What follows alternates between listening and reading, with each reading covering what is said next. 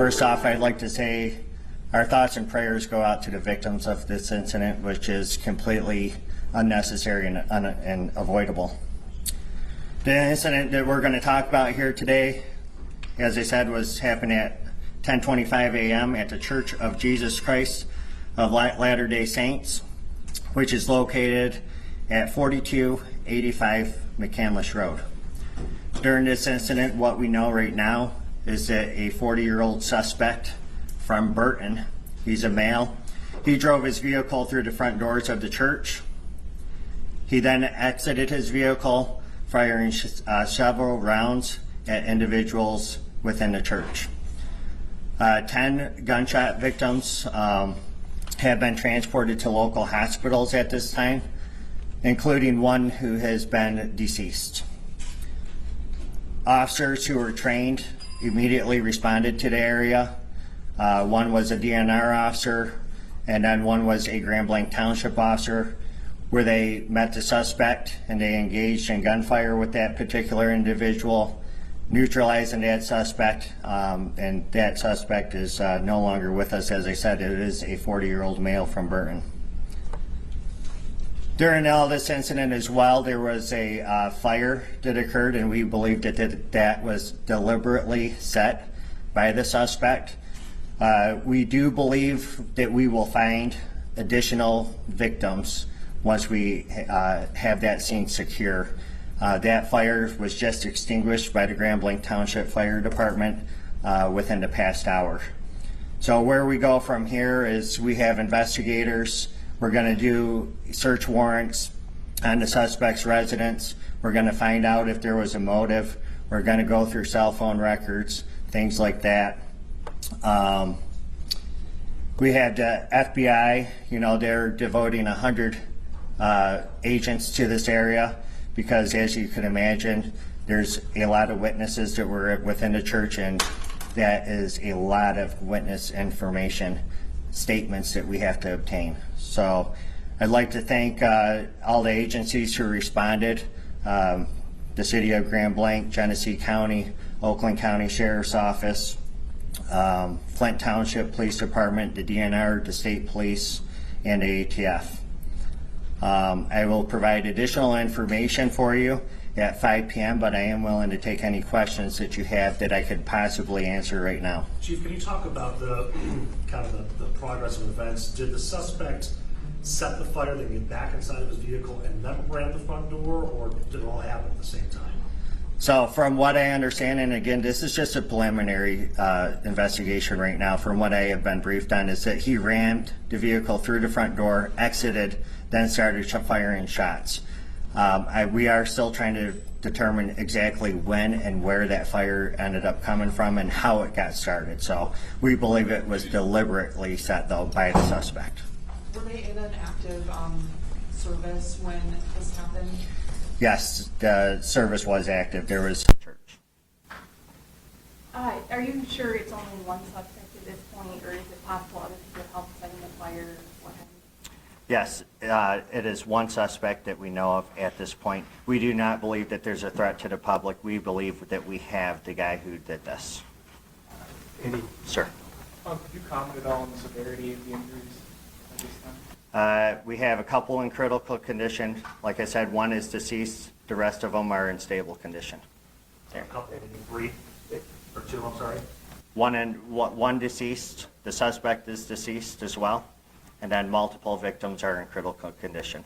We do believe that we will find some additional victims once we find the area where the fire was. Any word on the weapon? Yeah. An assault rifle.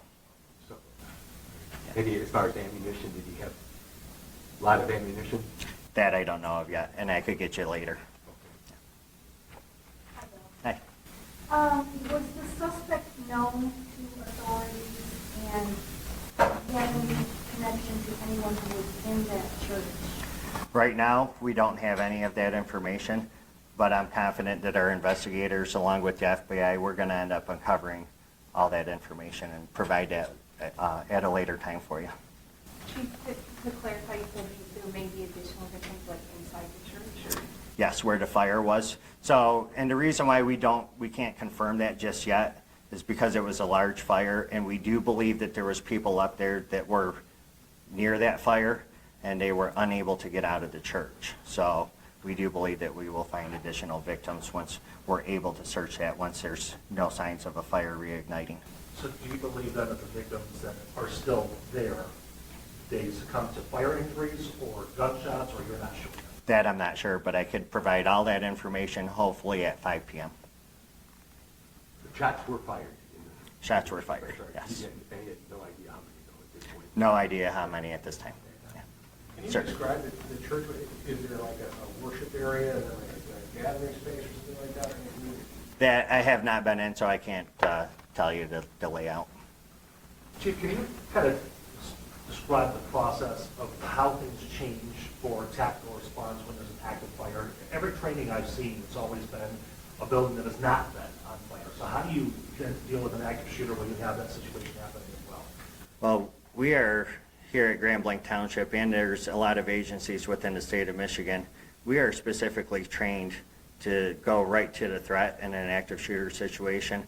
And I'm proud of my guys and the DNR who responded to this scene, who immediately took that suspect out, so there was no additional victims. So it was a great job by our staff. Okay. So I- it was a law enforcement officer that neutralized the suspect? Yes, there's 2 law enforcement officers involved.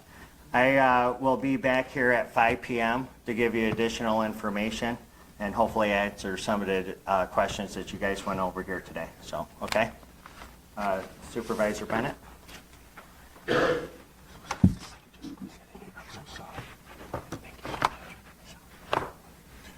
Hello, Scott Bennett, Grand Blanc Township Supervisor. Scott, S-C-O-T-T, Bennett, B-E-N-N-E-T-T. First, let me say we are heartbroken. This kind of violence doesn't happen in our community, and we are heartbroken that it came to Grand Blanc Township. And we're going to do everything we can to support the families, the victims, and our community getting through this situation. And it's something that no community ever wants to have. And we're going to do our best to do everything we can. We appreciate the outpouring of support from our elected leaders from both national and state in offering their assistance, and we probably will take them up on their offers. So we appreciate that very much, and we appreciate the community reaching out to us also. So the details are yet to come, as Chief Renie has said, and we'll wait for a little bit later today when we have the rest of the situation assessed. But it may take a little while to do that. But thank you for all the support, and I'm sure that the families and the victims are going to need that. It's a tragedy that nobody wants to encounter. Thank you. Chief, before you step out, can you go over the process of family members, where you want them to go, who they should call to get more information on reunification? Yeah, so those family members, they are in a secure area right now. They have been taken over to Trillium, so that's where the FBI will interview them and then release them from there. So. I mean, in terms of anybody who might be at home who's not there, who wants to check in to see if their loved one is okay, is there a number or place that you want them to go? Yes, you could call the Grand Blanc Township Police Department, 810-424-2611. Thank you. Thank you, Chief.